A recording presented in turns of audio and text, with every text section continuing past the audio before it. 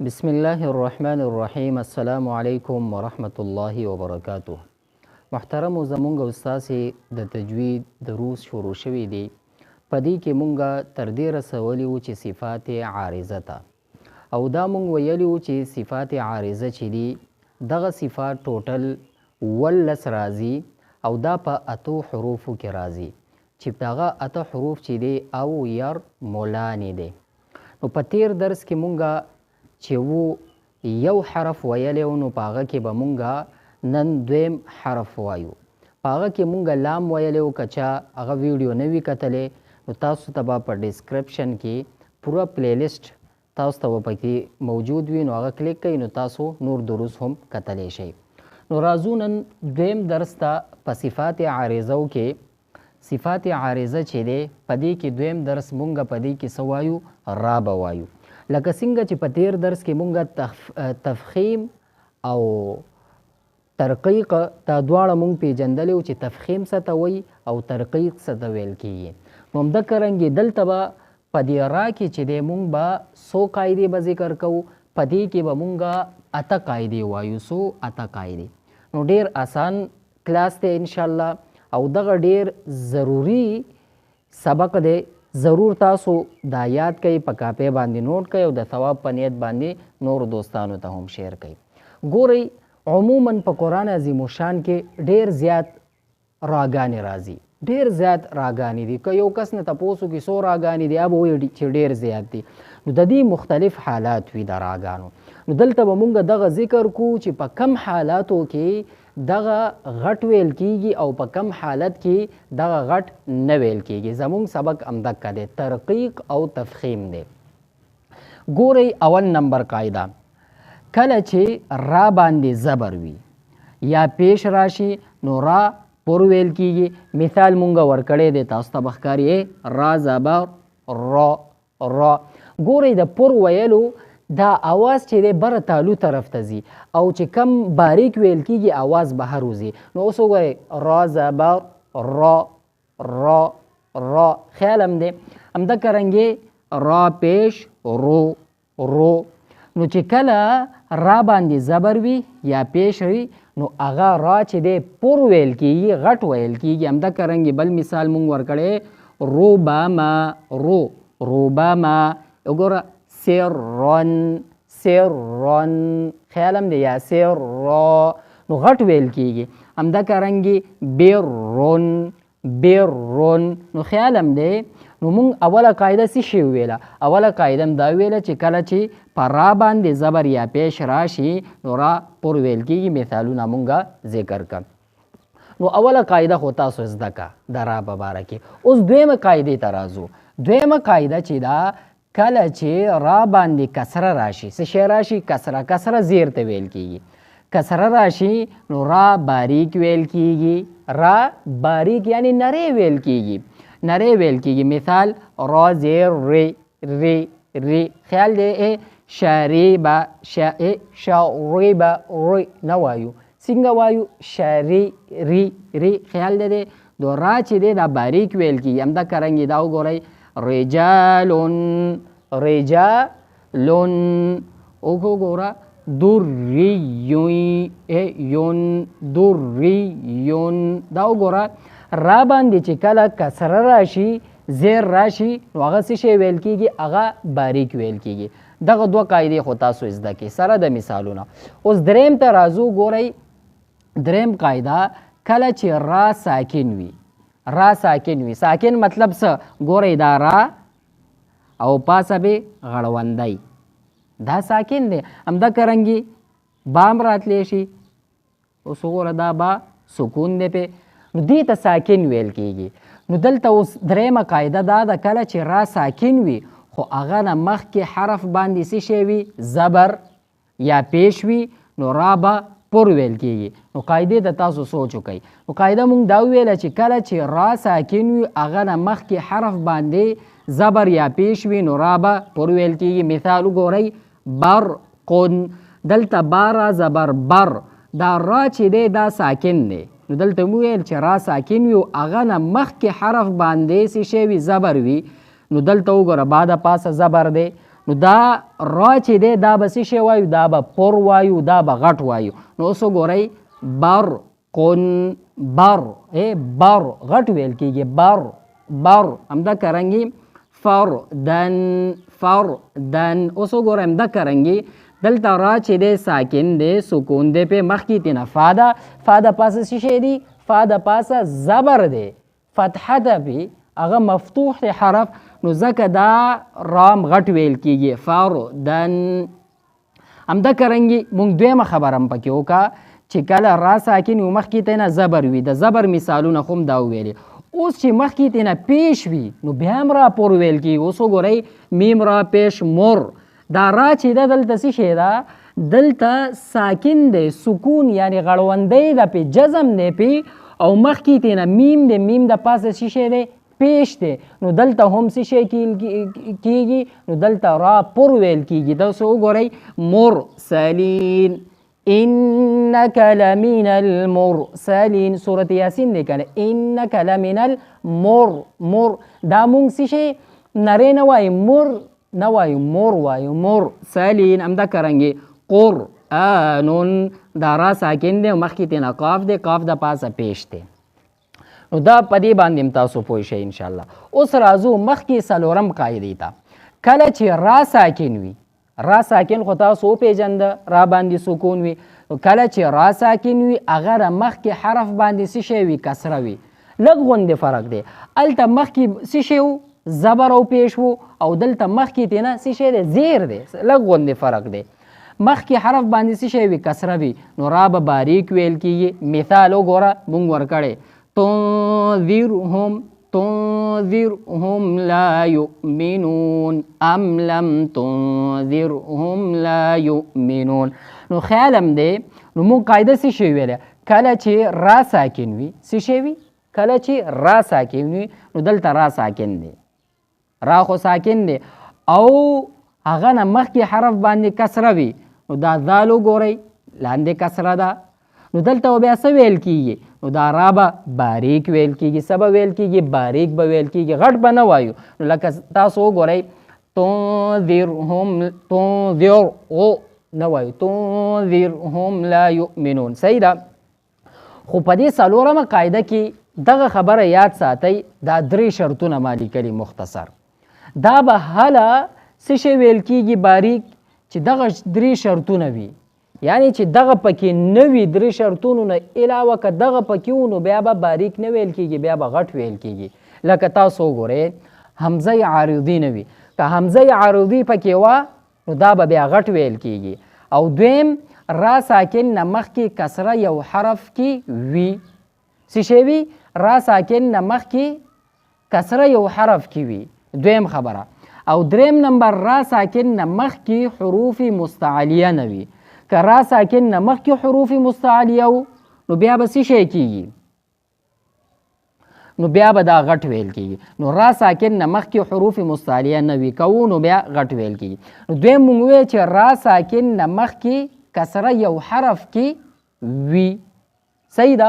اوس چې تاسو دا مثالونو سره ویم نو تاسو به بیا ښه پوهیږئ. ګورئ مثالونه مونږ ورکړي ګورئ ارجعو ارجعو ګورئ نو مونږ وویل حمزه عارضي نه وي نو دا حمزه چې ده دلته حمزه عارضي ده نو دلته را چې دی را خو ساکن دی دلته به مونږ را څه شی وایو پر به وایو ارجعو به نه وایو ار دلته را غټ ویل کېږي ښه ځکه مونږ ویل چې حمزه عارضي نه وي نو دلته حمزه عارضي شته.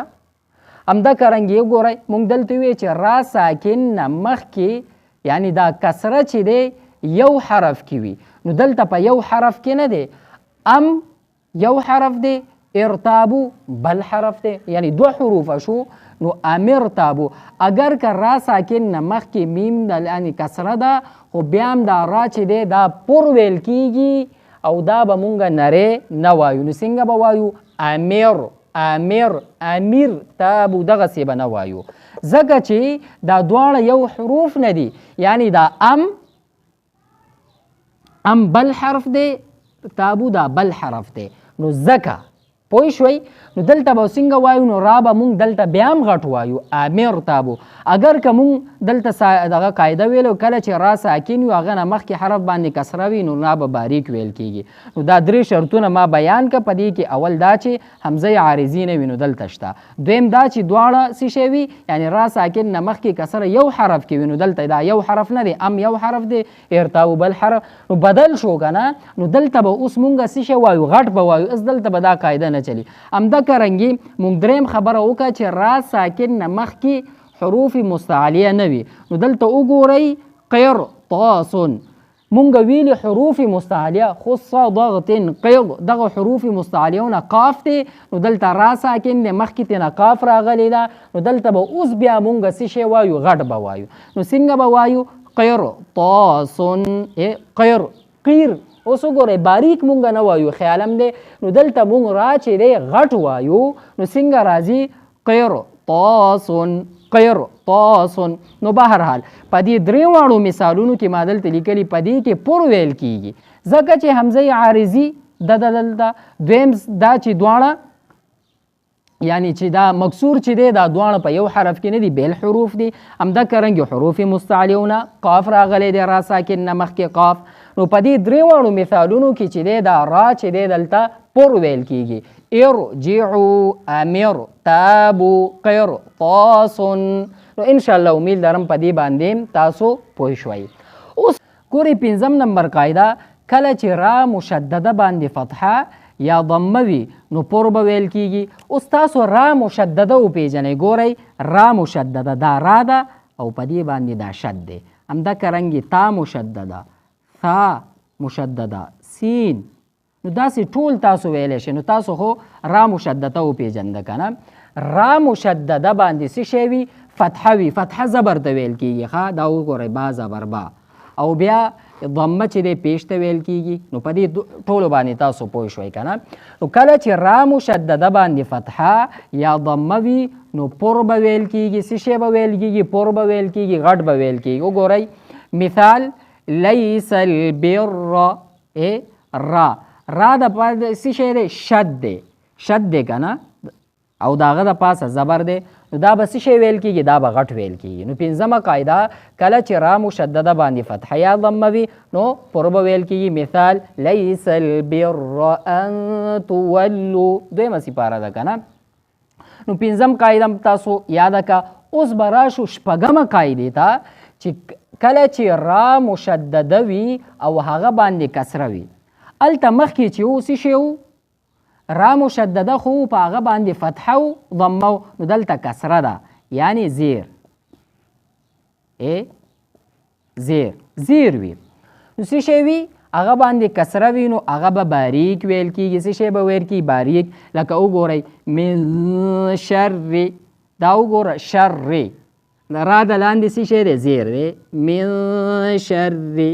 نو دا شر چې دی دا را چې دی مونږ باریک وایو، غټ نه وایو. ځکه مونږ قاعده وویله کله چې را مشدده وي نو را باندې څه شی دی؟ شد دی. داسې شد دی او لاندې زیر دی. نو مونږ ویلې چې کله را مشدده وي او بیا کسره وي نو دا را چې دی دا به مونږ باریک وایو. لکه من شر ما خلق، من شر ما. نو شر نه وایو، شر وایو. څه شی وایو؟ من شر ما خلق. نو انشاءالله امید لرم په دې قاعده تاسو پوه شئ. اوس راځو 1 نمبر قاعدې ته.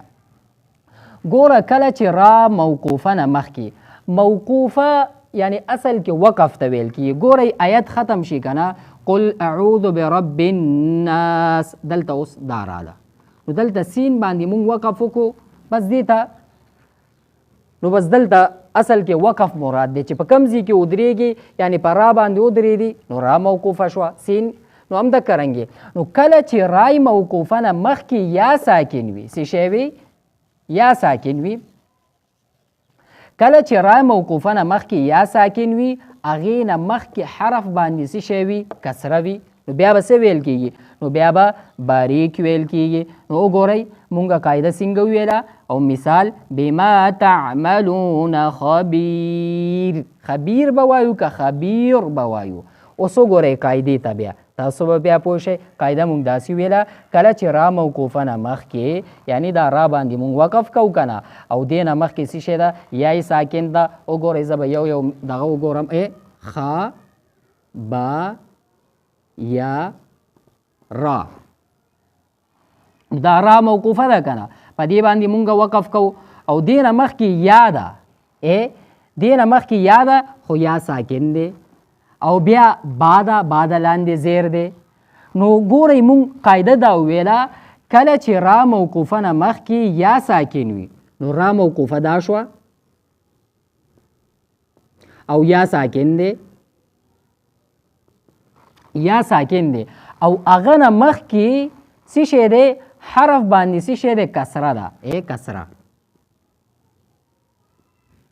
ګورئ کله چې را موقوفه نه مخکې یا ساکن وي نو دلته را موقوفه نه مخکې یا چې شی هغه ساکن دی او بیا هغې نه مخکې حرف باندې څه شی ده کسره ده. وګوره کسره ده نو بیا به څه ویل کېږي نو را به باریک ویل کېږي. نو وګوره بما تعملون خبیر خبیر پوه شوئ بصیر. نو انشاءالله امید لرم په دې باندې تاسو پوه شوئ. اوس راځو اتم نمبر قاعدې ته. کله چې را موقوف نه مخکې یا ساکن نه علاوه بل حرف وي لږ بدل دی ښه اما کرنګې سیم قاعده ده تقریبا. کله چې را موقوف نه مخکې یا ساکن نه علاوه بل حرف ساکن وي نو هغې نه مخکې حرف باندې زبر یا پیش وي نو پر به ویل کېږي لکه بالصبر. وګورئ دا را موقوف دی او هغه نه مخکې څه شی دی هغې نه مخکې یعنی یا ساکن نه علاوه بل حرف دی نو څه شی دی با ده بالصبر با ده او با نه وړاندې صاد د پاسه څه شی دی نو زبر دی. نو دلته به څه ویل کېږي قاعده مونږ د وویل هغې نه مخکې حرف باندې څه شی وي زبر وي نو چې کله زبر وي نو بیا به پر ویل کېږي. نو څنګه به وایو وتواصوا بالصبر صبر بالصبر ری داسې به نه وایو بلکې څه شی به وایو پر به وایو وتواصوا بالصبر وتواصوا بالصبر. اوس دا خو د زبر مثال شو. اوس پیش مثال بیا وګورئ قاعده ده کله چې را موقوفه نه مخکې یا ساکن نه علاوه بل حرف ساکن وي نو دلته وګوره را موقوفه نه مخکې سین دی یا ساکن نه دی بل حرف دی او هغې نه مخکې حرف باندې څه شی وي زبر خو مونږ ویلي پیش وي نو پیش دی نو څه به کېږي نو پر به ویل کېږي غټ به ویل کېږي. نو وګورئ لفی خسر لفی خسر لفی خسر.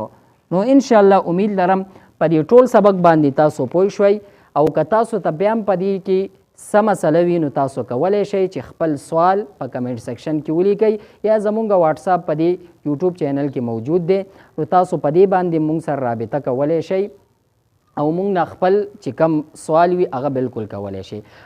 نو اخره کې تاسو ته گزارش دا کیږي چې مونږ لږ غوندې دا خواري کوو نو تاسو کوشش کوئ که تاسو ته لږ غوندې فایده کیږي نو ثواب بنیت باندې نورو دوستانو ته هم شیر کوئ. زمونږ په چینل کې اکثر داسې خلک موجود دي چې زمونږ ویډیوګانې ګوري خو زمونږ یوټیوب چینل یې سبسکرایب کړی نه دی.